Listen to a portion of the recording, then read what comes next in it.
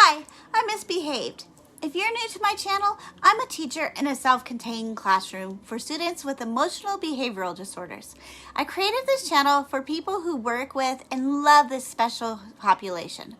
So, it's that time of year where things usually get crazy, where the kids just finish taking their standardized tests and they start getting summer brain. Okay, let's be real. The teachers also get summer brain. We have all worked really hard at this year and we're ready for a break. This year, I'm really struggling to get off the burnout train. It's so much worse than usual. Usually after testing, we have a few weeks of learning. Take the district benchmarks, and then we get to do the really fun things that we hold off for the end of the school year. This year, we have been back and forth between online learning, hybrid learning, which my kids attended 4 days a week because our class size is so small, and then back to online learning. Then back to 4 days hybrid, to 5 days a week with masks and to no masks. Then we had cases of school spread COVID, and now we're back to masks again. After spring break was the first time that we had full-time school. We didn't really have the opportunity to reintegrate into the school setting into a full-time routine.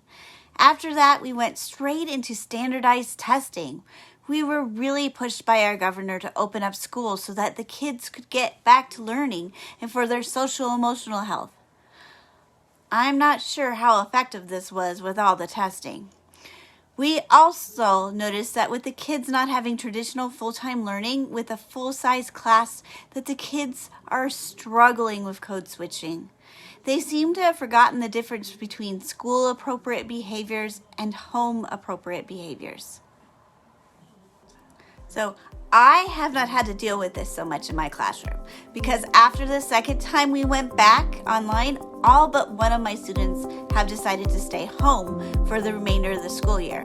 However, there have been so many changes and we have had so many restrictions that our usual end of the year traditions have gone down the toilet.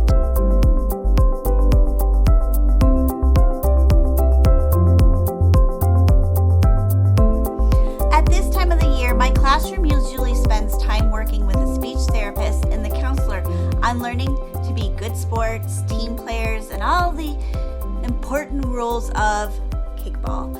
They usually go all out and pick out a mascot, a team name, and design t-shirts. We then pick out a few general education peers to join their team and have a staff versus class kickball game with MVP awards and t-shirt signing and everything. It is usually a huge bonding experience and is one of my favorite closures for the school year. We decided since we are not able to do the kickball game with so many kids out and only one person in person, we decided we would still like to do something similar by having a students versus teachers game day. We will be having our counselor as well as our behavior coach help us out with this. I found 2 of these on Facebook on the BitMoji classroom Facebook pages, and I will actually link these games for you so that you are able to add them to your classroom if you would like. The first one is on Google Jamboard. It's a chess game that the kids can play.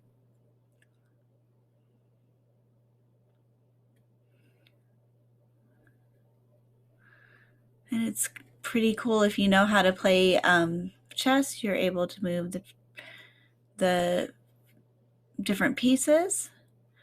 And what's really neat about this, if you don't remember how to play, it gives you some directions on how each of the pieces moves. But my kids know how to play chess, as we usually play chess in the sensory room as a way for some of the kids to be able to calm down. It's calming for a few of my students.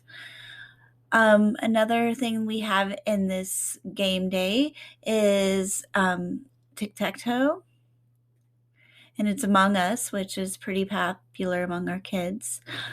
So they can use one character here as an X and another character as an O. And there are several different levels that they can play. And the last thing that we did was Hang Mouse game. It's on Spelling City. What's cool about this is it's free. You can put your spelling words on here as well. And instead of using hangman, which is very politically incorrect now, we are able to do hang mouse instead. So, hang mouse. Will the mouse get a snack or will the cat? Choose a letter and find out. So this is how this game works. D. So if I chose the letter B and it's wrong. G. E. So he was able to take that one. But I'm going to make it where he loses, hopefully. J. And what happens is S. T. You lose. Q. I'm just going really fast so you can see what happens if you lose the game. Meiosis. Meiosis produces cells with one copy of each chromosome. So you can use this for vocabulary as well. But at the end of the game, if it keeps losing, the cat actually gets you. So that's kind of a fun game for the kids to do. Again, these are some ideas of what you can do with your kids if you want to have a fun game day at the end of the school year.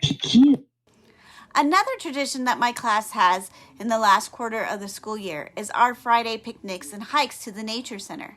My campus is incredibly beautiful and has a nature trail through the campus that is connected to a community nature center, which has several additional trails to hike on.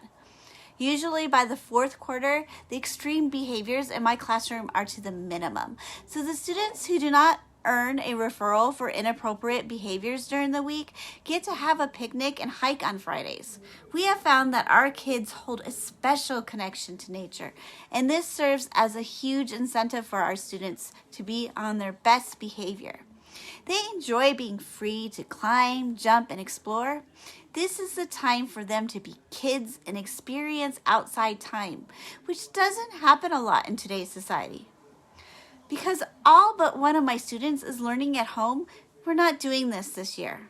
However, my student who is in person has had several opportunities at the Nature Center with the STEAM class, who have been doing several nature and sustainability projects at the outdoor classroom. At the end of the year, on a typical year, the students who can remain referral-free for 2 weeks get to attend a field trip to Goldwater Lake with the general education classroom.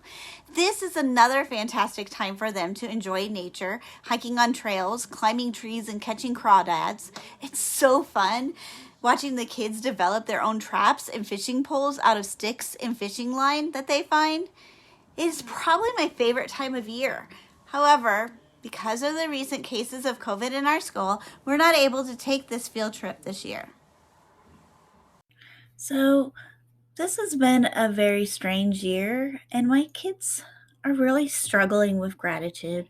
Every morning we talk about one thing that we're thankful for, and my students are still at that material stage in life where they only can think of things that they have that they belong to them, like their Xboxes or their phones that they're thankful for. They're not quite at the place where they can be grateful for the simple things in life.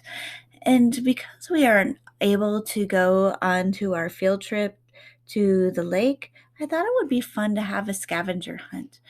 And during the scavenger hunt, we will think about and reflect about the things that we're really thankful for. I got this really cool scavenger hunt off of Teacher Pay Teachers from the Cat on a Stoop. And here's some examples of some of the things that they want our students to search for. So find something that is your favorite color. Find something that was made in another country.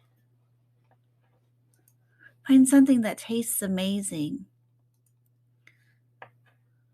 Find something that represents Baltimore. I'll probably change that to represents Prescott because that's where we live. Find something that's shaped like a square. There's just different things like what makes you feel safe. It's a good time to reflect on this year and the simple things in our lives as we close out this very difficult year. And I think it will be great for us to do this as something fun. My students usually don't have a lot of pictures of themselves in the school yearbook for some reason, so I usually make a classroom yearbook on Publisher for my students. I like to take pictures throughout the year and put them around the classroom so that after that I compile these pictures and some of their best assignments and make a copy for each of my students. Then I put it together in a nice report folder for them to keep. The kids enjoy looking at the pictures and signing each other's yearbook on the last day of school, which is usually only a few hours long. I really have a classroom yearbook that I make of pictures of the special events that the kids did this year or during the year. But this year we're not going to do that because most of my students are still doing online learning. A couple of them came back for a short period of time in the fall and decided to stay home after all the back and forth. So I got this from Teachers Pay Teachers. I'm going to put this on Google Classroom. It's from Presto Plans. I'll make sure to put this in the notes so that if you want to use this resource, you're able to find it on Teachers Pay Teachers. Anyway, it's a memory book that the kids make of their own. They're going to put their names here, a picture of themselves there. Here they're going to write what their favorite movie is, their favorite band, their favorite song, their favorite book, and they can put pictures from the internet or they can draw a picture and they can write what those things are. This one is their best moments of the year. I'm going to actually make this bigger so you can see it better.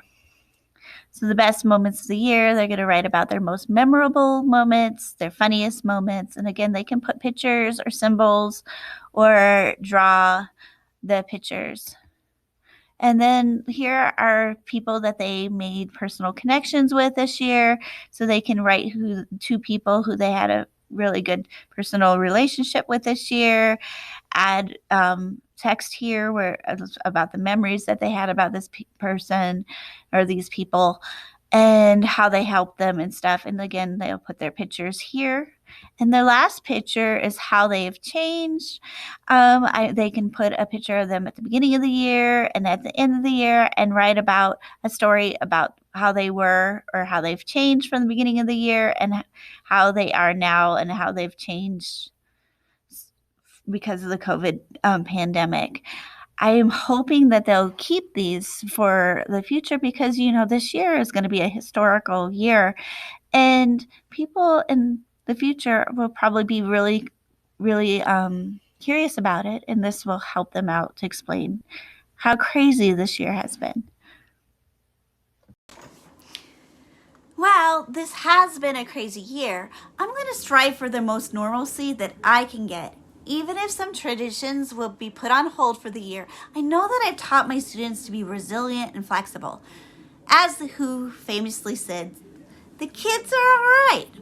I almost think it's the adults that are struggling the most with the changes. What are you doing to make the end of the school year memorable this year? As always, I love new and innovative ideas. Please remember to like and subscribe to this channel, and I hope to see you next week. Bye.